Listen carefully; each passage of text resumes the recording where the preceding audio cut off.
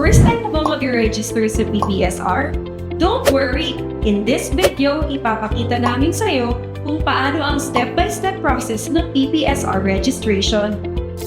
Pero bago tayo magsimula, alamin muna natin ang PPSR at bakit ito mahalaga. May loan ka ba?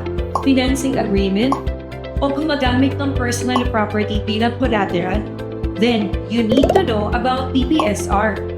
PPSR stands for Personal Property Security Registry. Isa itong online security kung saan nire-record ang ating security interest sa mga personal property natin.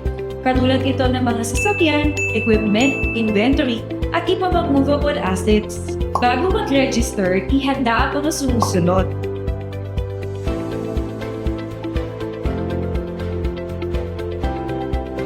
Ganito lang kadali mag-register.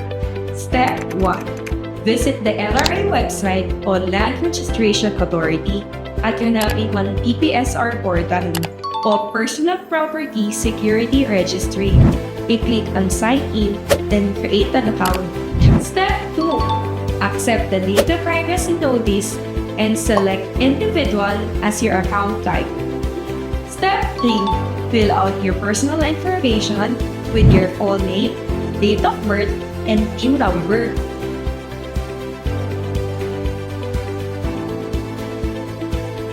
Step 4. Enter your email, address, city, and postal code. Then, verify your mobile number using the code sent to your phone. Step 5. Upload your government-issued ID, a selfie, and a selfie of you holding your government-issued ID. Step 6. Answer the 3 security questions, accept the terms and conditions, complete the CAPTCHA, then click Register.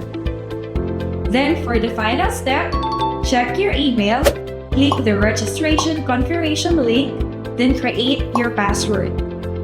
At once maging successful ang iyong registration, pwede ka na mag-login sa PPSR system upang ma-access ang iyong account. Ready to register? If you found this guide helpful, feel free to save this video for reference.